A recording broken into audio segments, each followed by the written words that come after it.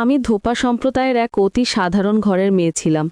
আমার পেশা ছিল ধোপাখানায় জামাকাপড় ধোয়া এবং ইস্ত্রি করা। তখন আমার বয়স ছিল 18। আমাদের সামাজিক অবস্থান নিচু হলেও ঈশ্বর আমাকে অপরূপ সৌন্দর্য দিয়েছিলেন। আমার চুলগুলো ছিল বেশ লম্বা আর ঘন, কিন্তু আমি ছিলাম নিরক্ষর, নিজের নামটুকুও সই করতে পারতাম না। ছোটবেলা থেকে লেখাপড়ার দিকে আমার কোনো আগ্রহই জন্মায়নি। যেহেতু আমরা তথাকথিত নিচু জাতের মানুষ ছিলাম, তাই দুবেলা খাবারের জোগাড় করার জন্য বাবা মা শৈশব থেকেই আমাকে কাজে নামিয়ে দিয়েছিল।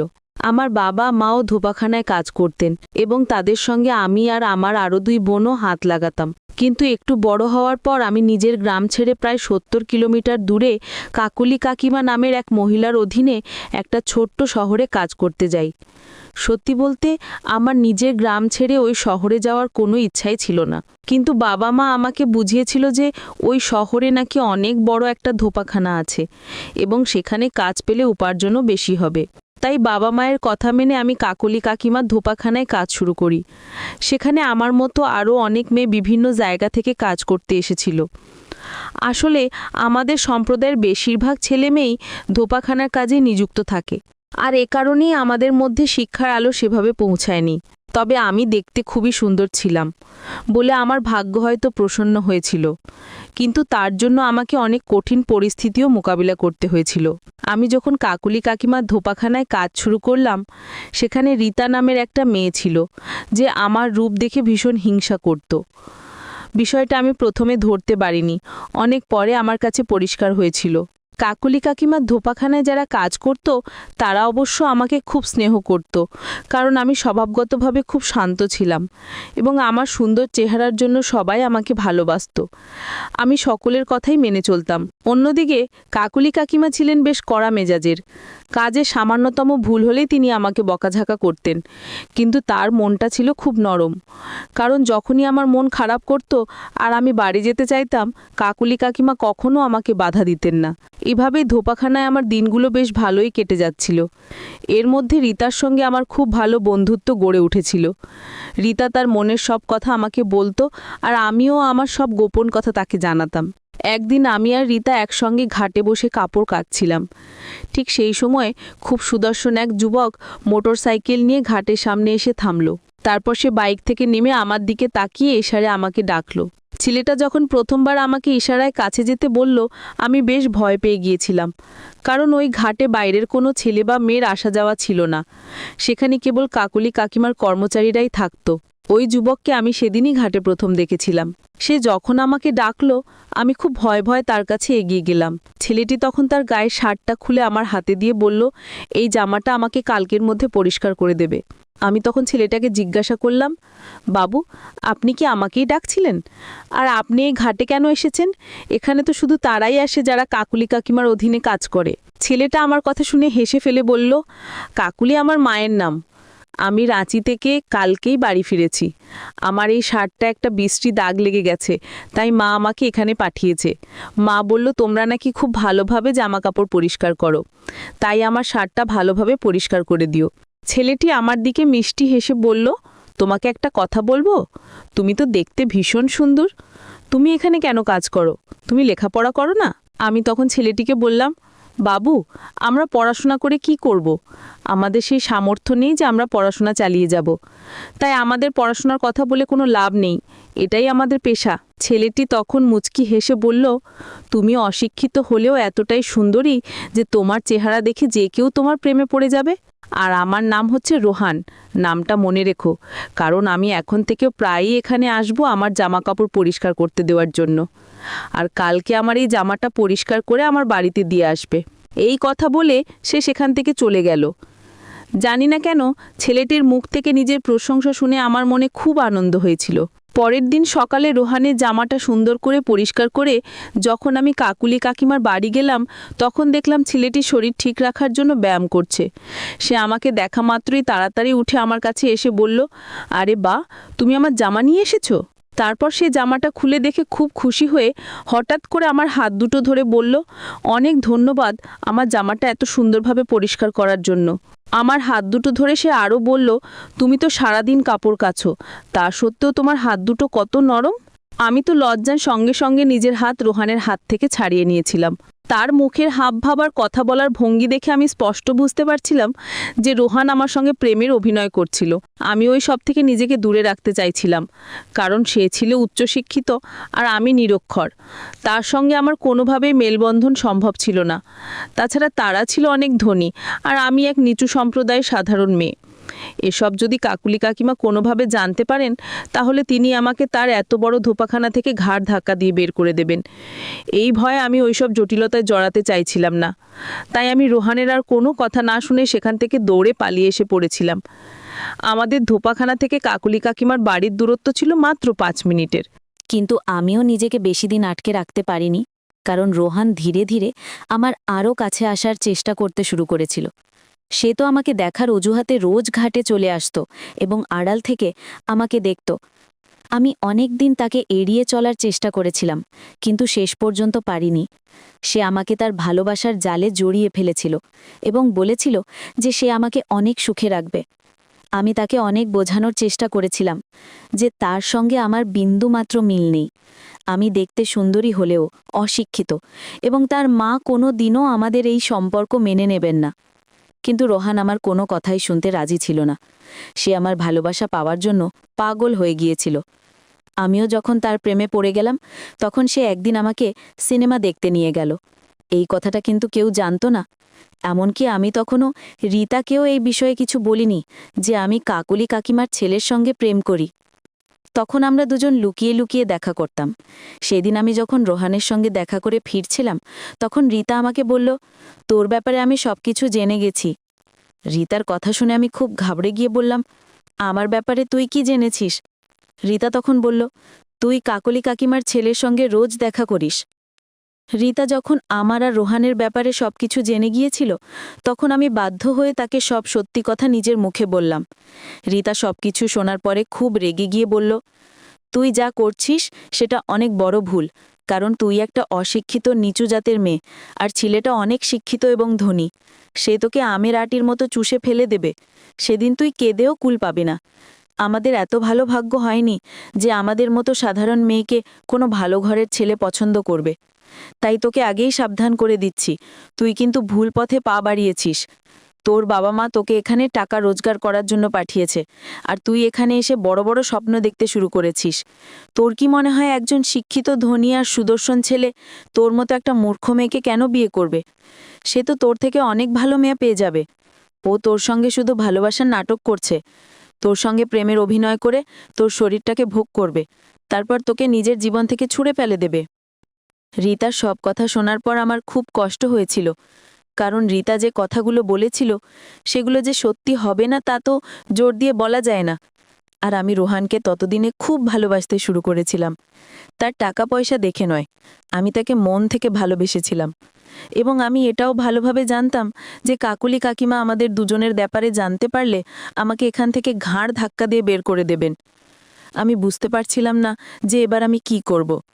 পরের দিন আমি রোহানের সঙ্গে দেখা করে রীতার বলা সব কথা তাকে জানালাম, এবং আমি তাকে এটাও জিজ্ঞেস করেছিলাম যে সে আমার মতো একজন অশিক্ষিত মূর্খ মেয়েকে কেন পছন্দ করেছে। সে তো আমার থেকে অনেক ভালো মেয়ে পেয়ে যাবে। সেদিন রোহান আমাকে বলেছিল সে নাকি আমার সৌন্দর্য দেখেই আমার প্রেমে পড়েছে, এবং আমি যে অশিক্ষিত তাতে তার কোনো সমস্যা নেই।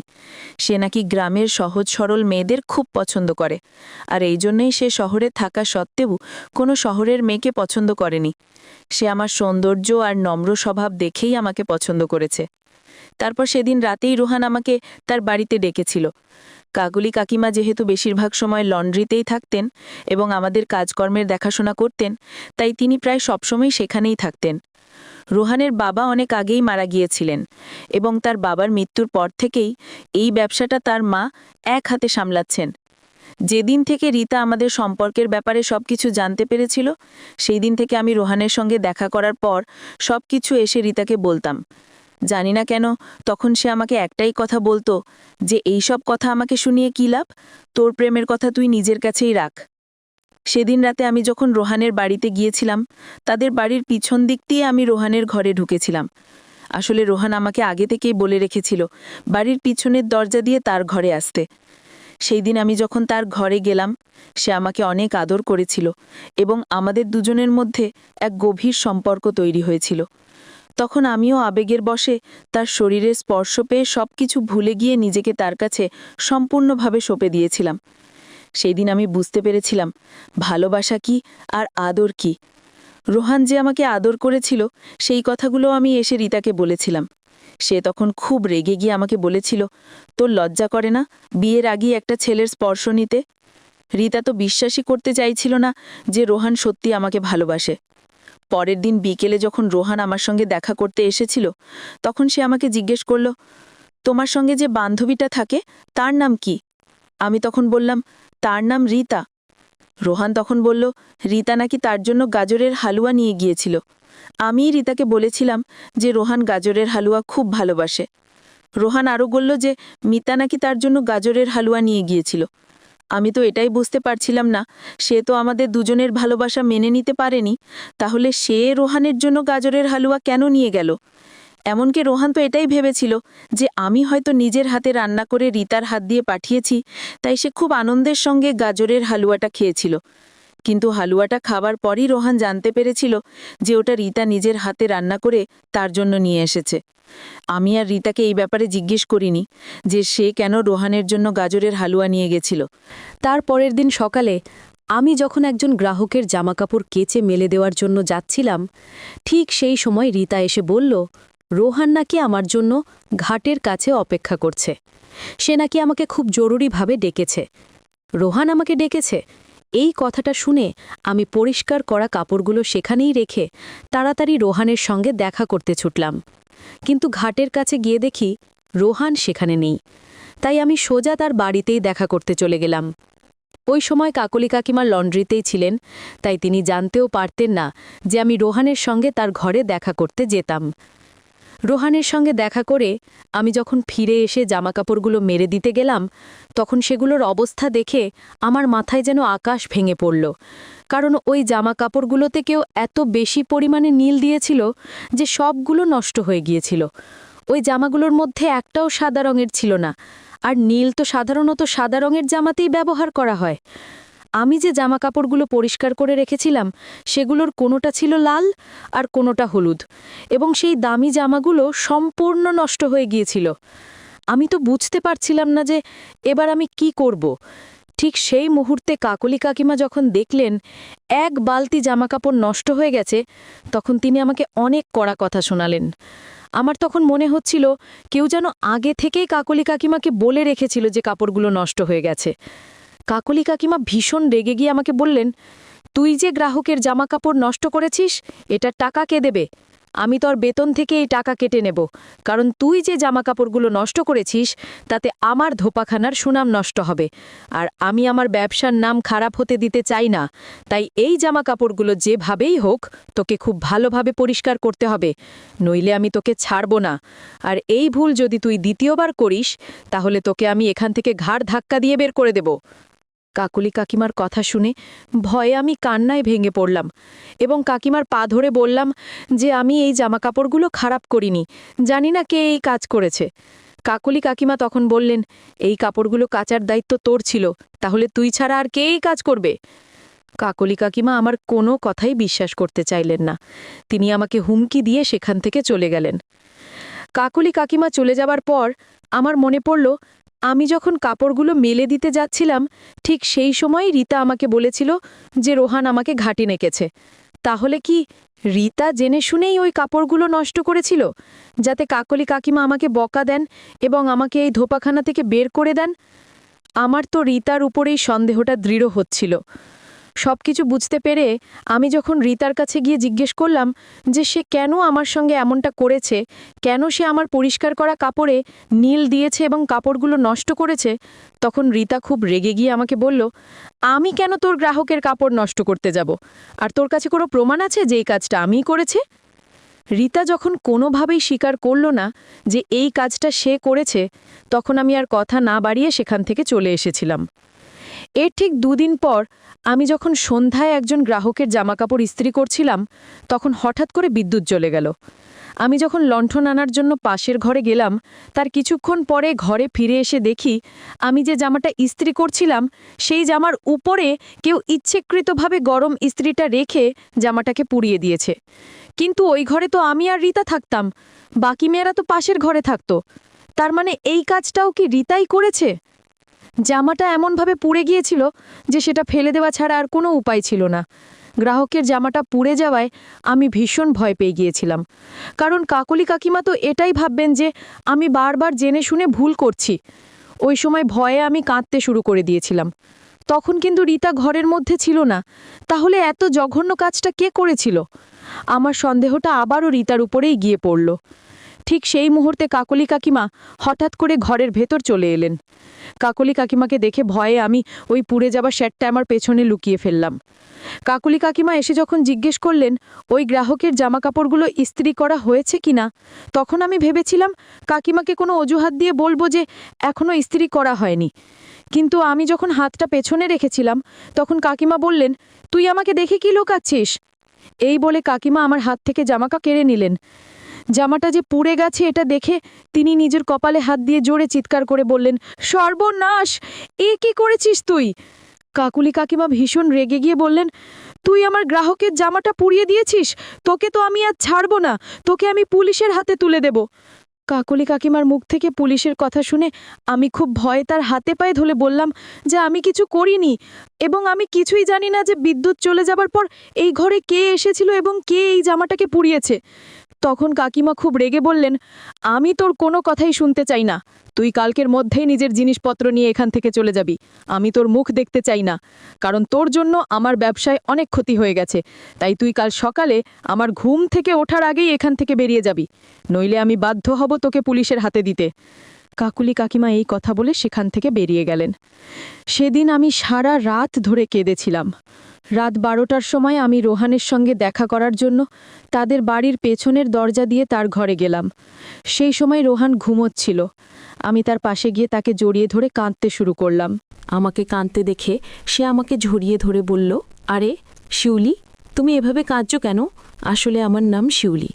আমি তখন তাকে জড়িয়ে ধরে বললাম, তোমার মা আমাকে কালকেই এখান থেকে চলে যেতে বলেছেন। তখন রোহান বলল, কেন? আমার মা তোমাকে এখান থেকে চলে যেতে বলেছে কেন? আমি তখন বললাম, আমি যে অপরাধ করিনি সেই দোষ আমার ঘাড়ে এসে পড়েছে। রাতে যখন আমি একটা গ্রাহকের জামা ইস্ত্রি করছিলাম তখন বিদ্যুৎ চলে যাওয়ায় আমি পাশের ঘরে লণ্ঠন আনতে গিয়েছিলাম। কিছুক্ষণ পর ঘরে ফিরে এসে দেখি গ্রাহকের জামাটা কেউ পুড়িয়ে দিয়েছে।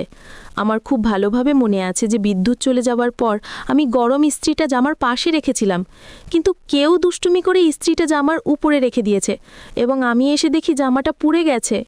এই বলে আমি যখন খুব কাঁদছিলাম তখন রোহান অনেক ভালোবেসে আমার চোখের জল মুছে দিয়ে বলল, তুমি এখান থেকে কোথাও যাবে না, তুমি এখানেই থাকবে। আমি কালকে আমার মাকে সব কিছু বলে দেব এবং দেখবে মা আমাদের সম্পর্কটা অবশ্যই মেনে নেবে, কারণ মা আমাকে অনেক ভালোবাসে। রোহানের কথা শুনে আমি তাকে বললাম, তুমি আমাকে সত্যিই বিয়ে করবে তো? রোহান তখন বলল, কোনো সন্দেহ আছে নাকি? তোমাকে যখন ভালোবেসেছি তখন তোমাকেই বিয়ে করব। জানি না কেন সব কিছু জানার পরেও যে কাকলি কাকিমা আমাকে তার বাড়ির বউ করবেন না, তা সত্ত্বেও রোহানের উপর আমার অনেক বিশ্বাস ছিল যে সে যেভাবেই হোক তার মাকে মানিয়ে নেবে। সেদিন রাতে রোহানের সঙ্গে কথা বলার পর আমি চুপচাপ আমার ঘরে ফিরে এসেছিলাম। ওই সময় রীতা জেগেছিল। সে তখন আমার দিকে বিদ্রূপের হাসি হেসে হাততালি দিয়ে বলল, কালকে তো তোকে এখান থেকে চলে যেতে হবে, তাহলে কালকের পর থেকে তুই রোহানের সঙ্গে কিভাবে দেখা করবি? আমি তোকে বলেছিলাম না, তুই নিজের যোগ্যতার বাইরে গিয়ে অনেক বড় স্বপ্ন দেখে ফেলেছিস। এবার দেখলি তো তোর সঙ্গে কত খারাপ হলো। তুই যদি নিজের কাজের ওপর মন দিতিস তাহলে আজ এই দিনটা দেখতে হতো না। তোকে কাল এখান থেকে চলে যেতে হবে। যদি আমার কথা শুনতিস তাহলে আজ তোর সঙ্গে এত খারাপ হতো না। কি জানি কেন রীতার কথা শুনে আমার মনে একটা খটকা লাগলো। তখন আমি তাকে বললাম, তাহলে কি তুই এই সব কিছু করেছিস আমাকে এখান থেকে বের করার জন্য? রীতা তখন ভীষণ রেগে গিয়ে বলল, আমি তো তোর ভালো চাই, আমি কেন তোর ক্ষতি করতে যাব? তোর সঙ্গে বেশি কথা বলে কোনো লাভ নেই, আমি এখন ঘুমোবো। আর এমনিতেও তোর সঙ্গে আর কথা বলে কি হবে, তোকে তো কাল এখান থেকে চলেই যেতে হবে। কি জানি কেন রীতার কথা শুনে আমার মনে হচ্ছিল যে সে যেন মনে মনে খুব খুশি হয়েছে আমার এখান থেকে চলে যাওয়ার কথা শুনে। পরের দিন সকালে আমি যখন নিজের কাপড় চোপড় গোছাচ্ছিলাম তখন কাকুলি কাকিমা আমাকে তার বাড়িতে ডেকে পাঠালেন। আমি তো এটা ভেবেই ভয় পাচ্ছিলাম যে নিশ্চয়ই রোহান তার মাকে এতক্ষণে সব কিছু বলে দিয়েছে এবং তার মা এবার আমাকে হয়তো মেরেই ফেলবেন। তবু আমি ভয়ে ভয়ে তাদের বাড়ি গেলাম, কারণ তাদের বাড়ি না গিয়ে আমার আর কোনো উপায় ছিল না। আমি তো সেখান থেকে চুপচাপ পালিয়েও যেতে পারতাম না। তাই আমি ভয়ে ভয়ে রোহানের বাড়ি গেলাম কাকলি কাকিমার সঙ্গে দেখা করতে। আমি যখন তাদের বাড়ি পৌঁছালাম তখন কাকিমা আর রোহান একসঙ্গেই দাঁড়িয়েছিল।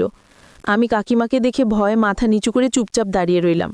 তখন কাকিমা বললেন, ভূতের ওটো বাইরে দাঁড়িয়ে আছিস কেন? ঘরের ভেতরে চলে আয়।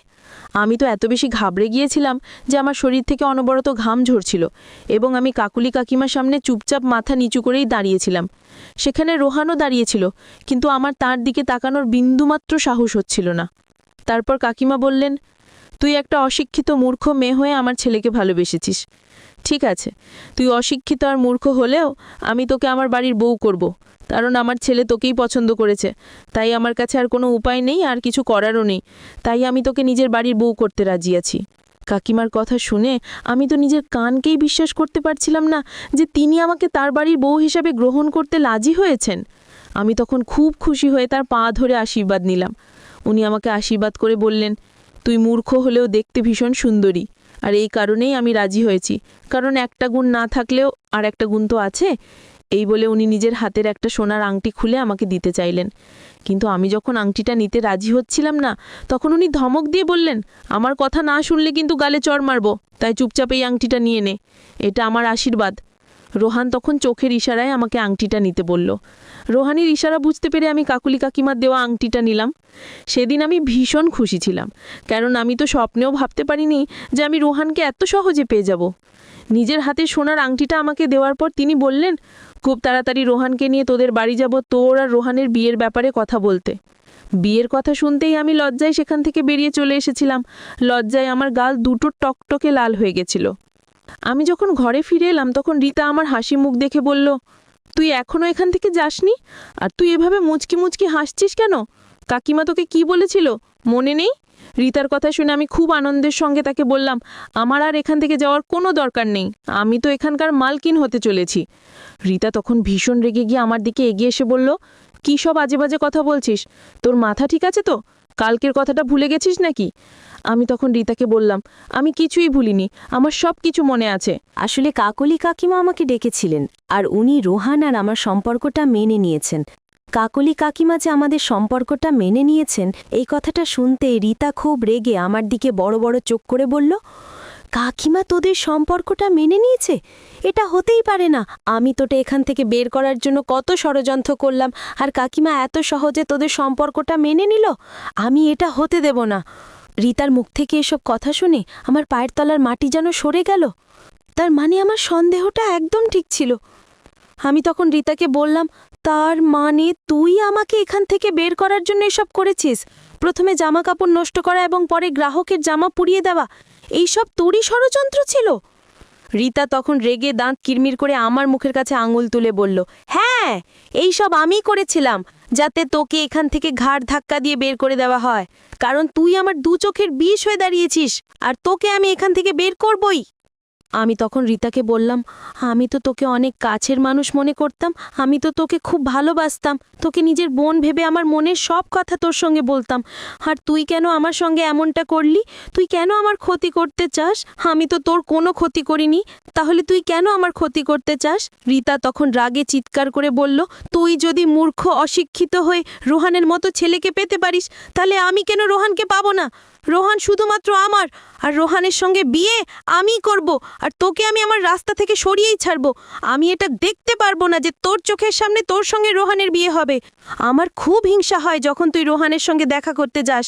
রীতার মুখ থেকে এই জঘন্য কথাগুলো শুনে আমি তাকে বললাম, ছি, তুই এত নিচু মনের মেয়ে? তার মানে তুই আমার ভালোবাসাটা সহ্যই করতে পারিস না? ছি, আমি কোনোদিন ভাবতেও পারিনি যে তোর মনের ভেতর এত নোংরানি ভরা আছে। আমার কথা শেষ হতে না হতে রীতা হঠাৎ করে আমার চুলের মুঠি ধরে আমাকে মারতে শুরু করলো। ও বলল, আজ আমি তোকে নিজের হাতেই শেষ করে দেব, কারণ রোহানকে তো শুধুমাত্র আমিই বিয়ে করব, রোহান শুধুমাত্র আমার। এই বলে সে যখন আমাকে মারতে শুরু করলো, এমনকি সে আমার মুখে হাত ঢুকিয়ে গাল দুটো ছিঁড়ে ফেলার চেষ্টা করছিল।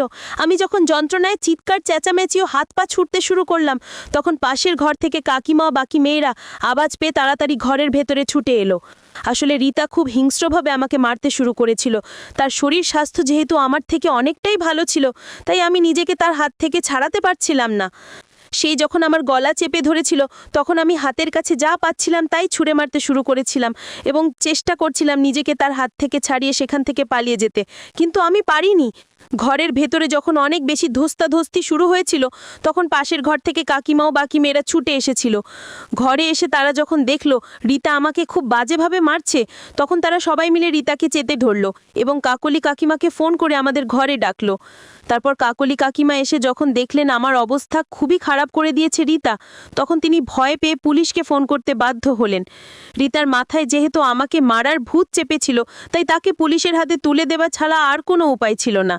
সেদিন তো আমার এমন অবস্থা হয়েছিল যে আমি মনে মনে ভেবেই নিয়েছিলাম হয়তো আজকেই আমার শেষ দিন, হয়তো রীতার হাতেই আমার মৃত্যু হবে। কিন্তু ঈশ্বর আমাকে বাঁচিয়েছিলেন। ওই ঘটনাটা ঘটার 15 দিনের মধ্যেই কাকলি কাকিমা আমাদের বাড়িতে গিয়ে আমার বাবা মাকে রোহান আর আমার বিয়ের প্রস্তাব দিলেন। আমার বাবা মা তো ভীষণ খুশি হয়েছিলেন। বিয়ের পরে আমি এখন শ্বশুর বাড়িতেই আছি। এখন আমি কাকলি কাকিমাকে মা বলে ডাকি। শ্বশুর বাড়িতে আমি অনেক সুখে আছি। আসলে রীতা যখন জানতে পেরেছিল যে আমার সঙ্গে রোহানির সম্পর্ক রয়েছে, তখন থেকেই তার মনে আমার প্রতি হিংসা জন্মেছিল। সে এটা মেনে নিতেই পারছিল না যে আমার মতো একজন অশিক্ষিত মেয়েকে রোহানের মতো একজন সুদর্শন ও শিক্ষিত ছেলে পছন্দ করেছে। তাই সে ভেবেছিল আমাকে ধোপাখানা থেকে বের করে দিয়ে সে নিজে রোহানকে তার প্রেমের জালে ফাঁসাবে। কিন্তু রোহান তো আমাকেই মন থেকে ভালোবাসতো, সে আমাকেই পছন্দ করত। এমনকি রীতা নাকি অনেকবার লুকিয়ে রোহানের সঙ্গে কথা বলারও চেষ্টা করেছিল, কিন্তু রোহান তার দিকে ফিরেও তাকাতো না, কারণ রোহান তো আমাকে ভালোবাসতো। আর রীতা এটা বুঝতেই চায়নি যে ভালোবাসা কখনো জোর করে পাওয়া যায় না, এটা তো মন থেকে হয়, এটা মনের অনুভূতি। তাই জোর করে ভালোবাসা কখনো কারো কাছ থেকে কেড়ে নেওয়া যায় না।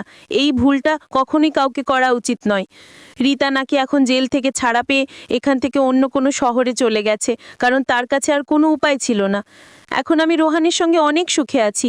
রোহান আমাকে অনেক ভালোবাসে, এমনকি রোহানের মাও আমাকে খুব স্নেহ করেন এবং আমিও তাদের অনেক যত্ন নিই। আমার বাবা মা মাঝে মধ্যে আমার সঙ্গে দেখা করার জন্য আমার শ্বশুর বাড়িতে আসেন। আমি তো কোনোদিন স্বপ্নেও ভাবিনি যে রোহানের মতো এত ভালো একজন ছেলে আমার ভাগ্যে জুটবে এবং আমি এত ভালো একজন শাশুড়ি পাবো। এই জন্যেই বলে ভালোবাসা কখনো কেড়ে নেওয়া যায় না, ভালোবাসা তো ভালোবাসা দিয়েই জয় করতে হয়। বন্ধুরা, আজকের গল্পটি এখানেই শেষ করছি। গল্পে কোনো ভুল ত্রুটি থাকলে ক্ষমা করে দেবেন। গল্পটি ভালো লাগলে অবশ্যই লাইক, শেয়ার এবং সাবস্ক্রাইব করতে ভুলবেন না। ধন্যবাদ।